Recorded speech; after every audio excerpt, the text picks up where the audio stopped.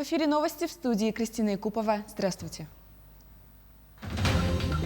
Подведены итоги первого дня голосования на выборах мэра Якутска. Экологическая акция «Час земли» пройдет сегодня в России. Фестиваль «Мусустар» открывает новые горизонты для молодежи. Своим опытом поделились две российские публичные персоны.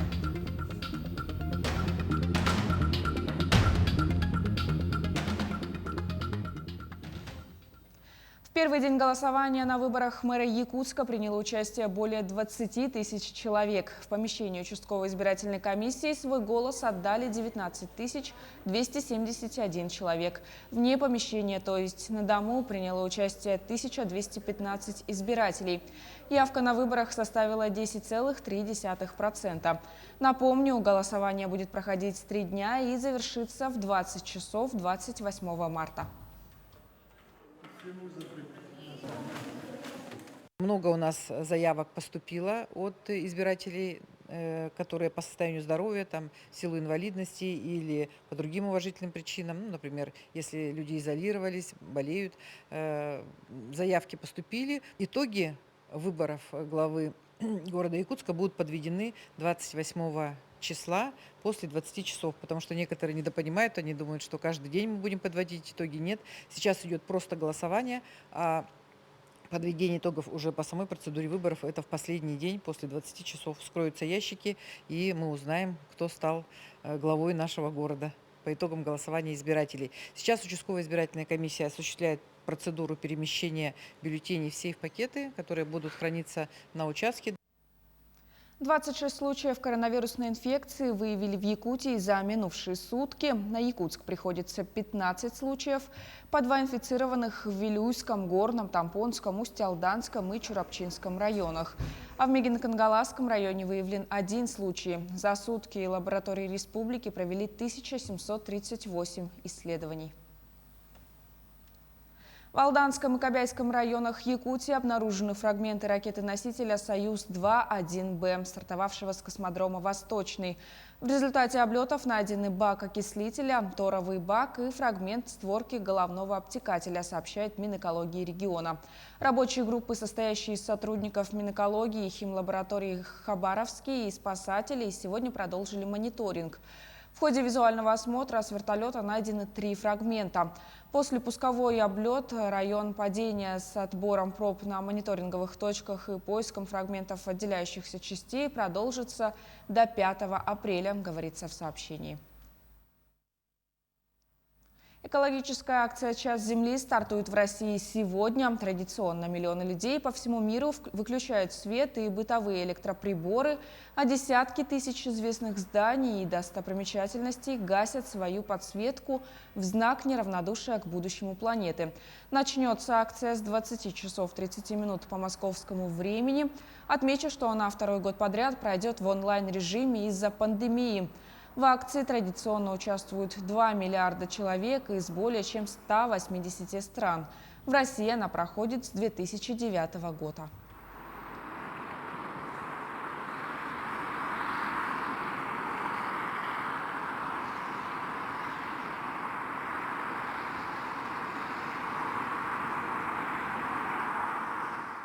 К другим темам. Прошло 2 месяца после пожара в жилом многоквартирном доме на улице Кузьмина в Алекминске.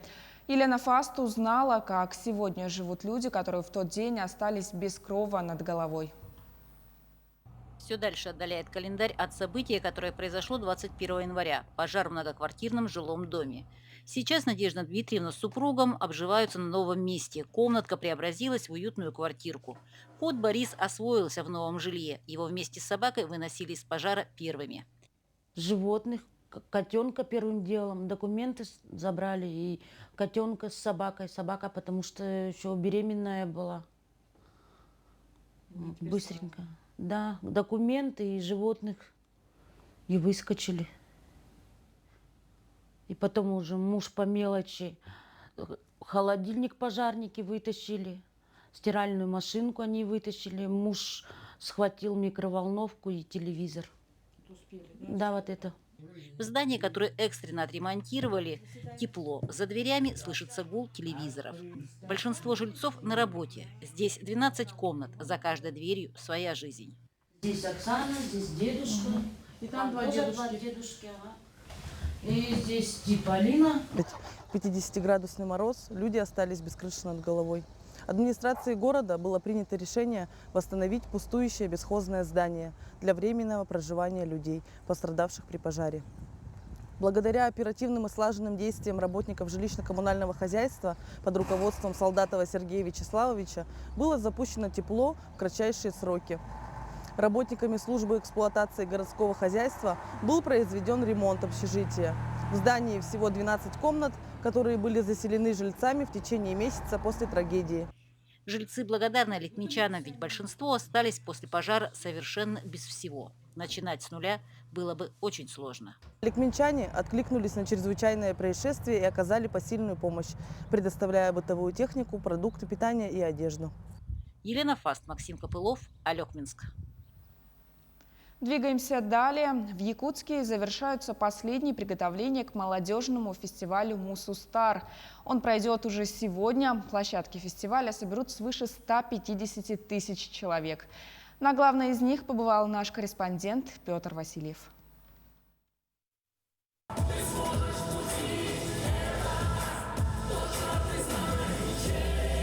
«Триумф» не случайно стал главной площадкой фестиваля «Мусустар». Это первый в мире крытый универсальный спортивно-развлекательный комплекс, построенный на сваях на вечной мерзлоте. Сегодня здесь завершились последние этапы подготовки.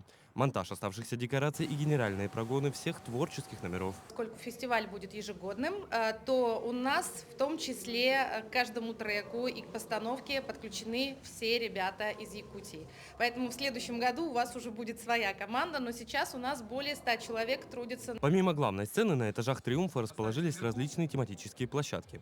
Организаторы разработали треки, в рамках которых пройдут встречи и мастер-классы от известных российских актеров, спортсменов, телеведущих, музыкантов, танцоров, звезд шоу-бизнеса и диджитал-индустрии.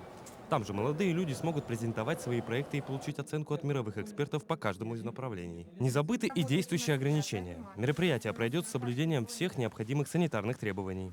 Помимо обязательного масочно-перчаточного режима, впервые используют программное сопровождение на основе искусственного интеллекта, которое будет на входе выявлять больных COVID-19. Мы должны сегодня, и готовность очень высокая сегодня фестиваля, для того, чтобы обеспечить безопасность именно с точки зрения санитарно-эпидемиологических норм. Безусловно, я приглашаю молодых граждан нашей республики на этот фестиваль. Это будет то место и та точка, с которой мы получим новое направление в молодежной политике Республики Саха-Якутия.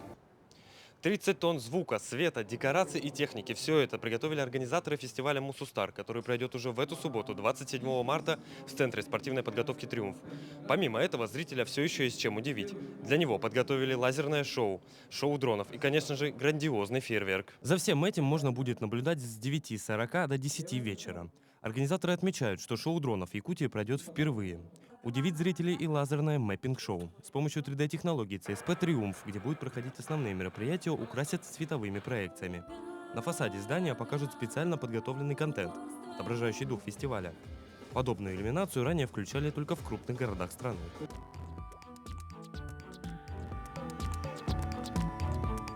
В финале всех гостей и участников фестиваля ждет фейерверк. За шоу смогут наблюдать все желающие в радиусе от 1 до 3 километров. Петр Васильев, Григорий Николаев, Якутск. Для участия в молодежном фестивале «Мусустар» в столицу Якутии сегодня утром прибыли главные хедлайнеры мероприятия. Олимпийская чемпионка по фигурному катанию Алина Загитова, известный артист Михаил Галустян и певец Ливан Горозия. Я еще успею. Местный вот. Своим опытом уже поделились сразу две известные российские публичные персоны: актер кино и телевидения Михаил Башкатов, а также телерадиоведущий развлекательных программ, диджей, актер дубляжа и шоумен Антон Камолов. О том, как прошла встреча с молодежью Якутии, далее в материале. Горящие глаза ребят, их острые вопросы. Антон Камолов признается, что ему понравился живой интерес начинающих и будущих журналистов из Якутии. Также популярный ведущий поделился, что рад быть одним из хедлайнеров фестиваля «Мусустар» и что не ожидал от него такого грандиозного размаха. Я успел заехать посмотреть центр вечной мерзлоты, старый город. Очень понравилось, очень холодно. Меня впечатлил масштаб Мусустар, который продолжается и не один день, и даже вот основной день фестиваля, да, он такой растянут во времени, очень круто. И мне нравится то, что будет несколько площадок. И я буду, скажем так, в центре именно телевизионной части. Миша Башкатов, с которым мы летели, будет, собственно, на площадке. И там будут и артисты, и спортсмены, и участники. Поэтому, мне кажется, будет очень серьезное, грандиозное событие. Мне кажется интересным приехать не только по работе, но и самому, как туристу, отдохнуть, посмотреть. Очень здорово. А в зале кинотеатра свой мастер-класс провел актер Михаил Башкатов. Наиболее известный по комедийным сериалам «Даешь молодежь», «Нереальная история», «Кухня» и другим. Перед тем, как начать общение с начинающими артистами и студентами АГИКИ, Михаил рассказал о подводных камнях профессии, а также отметил, что ссбылась давняя мечта – побывать в Якутии. Разница во времени дает о себе знать. Пока нет у меня впечатлений. Я очень надеюсь на вот эти 2 дня ближайшие, которые я здесь проведу. Я хочу, конечно, многое увидеть и со многими пообщаться. Это такой универсальный, я бы назвал это, мастер-класс. То есть, в принципе, я не считаю себя большим экспертом, но везде помаленьку я как бы всего попробовал в этой жизни. Я буду говорить и в общем, и конкретно о том, что важно для человека, который собирается, что называется, транслировать какой-то месседж или преподносить себя людям большой аудитории. Я вообще очень люблю путешествовать по России, и тем более бывать в местах, в которых я еще не был. Этим вечером Михаил Башкатов и Антон Камолов будут общаться с гораздо большим количеством людей. Прямо со сцены «Триумфа». Там по-настоящему триумфально зажжет свои огни фестиваль «Мусустар». Василий Радченко, Алексей Лукьяненко, Григорий Хлопков, Якутск. Наши корреспонденты продолжат следить за развитием событий в республике и за ее пределами. Еще больше информации на наших официальных сайтах yak24.ru и nvk-online.ru. Оставайтесь с нами, берегите себя, не забывайте носить маски и дезинфицировать руки.